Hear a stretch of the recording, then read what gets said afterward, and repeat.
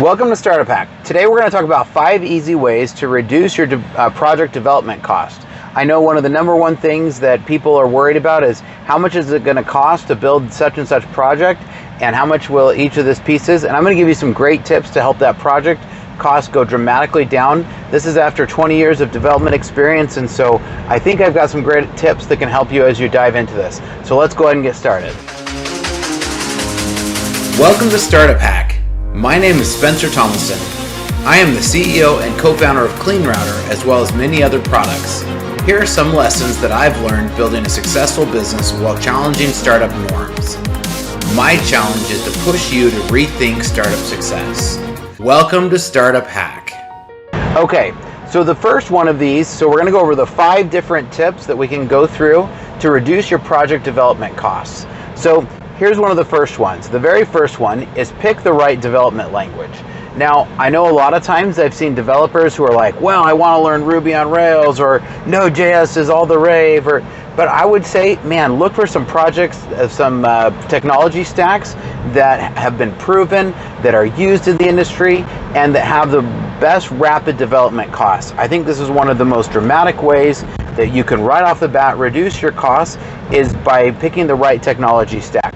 Picking the wrong technology stack will for sure increase your development costs, increase your development time, which overall increase your development costs. So for me, I'm partial to .net. It's been around for 20 years. At this point, it has 20 years of development experience. .net Core can be used on Linux. It can be used on Windows. And so for me personally, it's a no-brainer. Whatever your client-side technology stack is, I'm partial to Angular. Whatever that stack is plus .net, I think is just a no-brainer. So make sure you're picking the right language and the right technology stack. The second one, number 2, is use proven third-party tools. So why would you reinvent the wheel? And so, like for instance, when we're talking about Visual Studio or .net, why not use Visual Studio? Now, a lot of people like ReSharper. And if you're using Visual Studio, use ReSharper. These are great tools to help you reduce your costs. Time is money, and that adage is true. And very little is more expensive than your developer's time. And so, if you can improve their speed of development by using tools like ReSharper and Visual Studio over other free tools, that can be a big one. I remember being told by a group of Linux developers back in the very beginning when you couldn't run Linux on Windows, and they were saying the only reason that you would actually develop on .net at the time, this was in the early days, is to be able to use Visual Studio.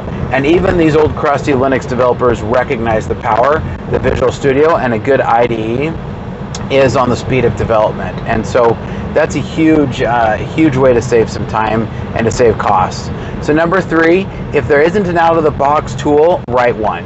So a lot of times if you're using different tools, it can actually dramatically reduce your time. So for me personally, when I'm writing code and I want to test a particular piece of code, I actually just use the unit test runner, and then using the standard unit test runner that comes out of the box with Visual Studio, I'll actually use that and then run my services class against that.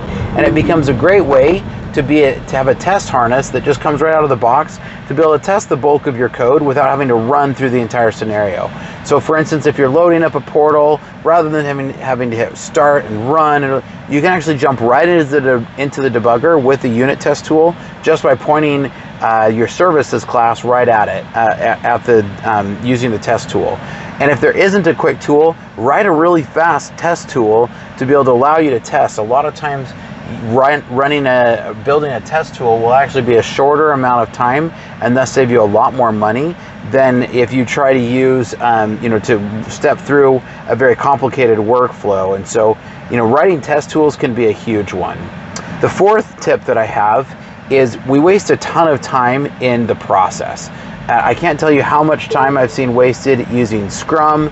I'm not a huge fan of Scrum. Now, that doesn't mean I'm anti-Agile. I love Agile. I love the Agile patterns. I love Agile framework. I'm a huge believer in the actual core Agile methodologies.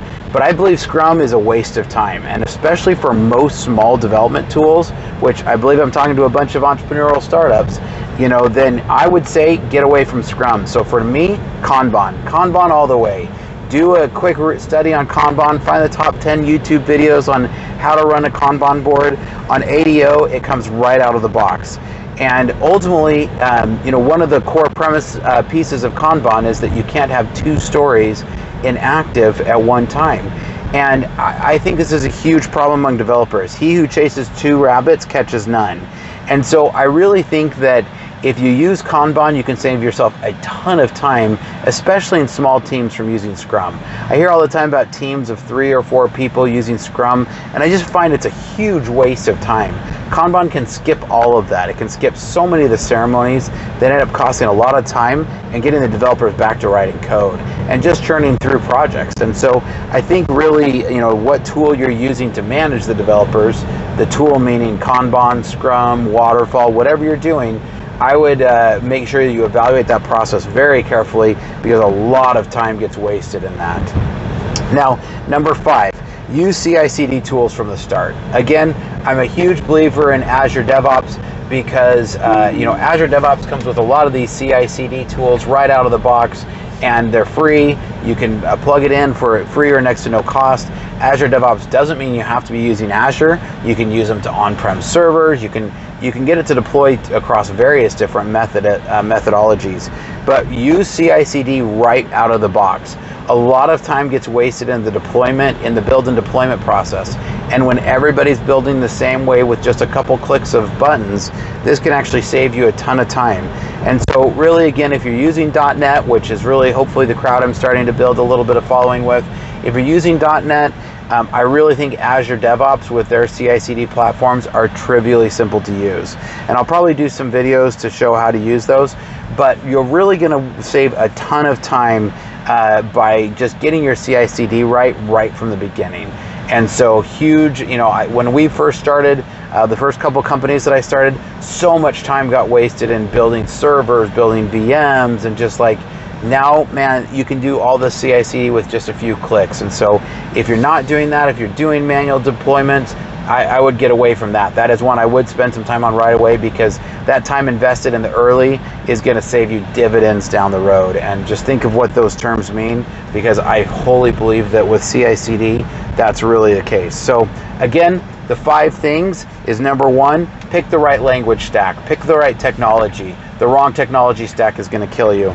Number 2, use proven third-party tools, Visual Studio, IDEs, plugins for it, any of these things. If you use Git, agree on a Git tool if everyone's not super comfortable with it.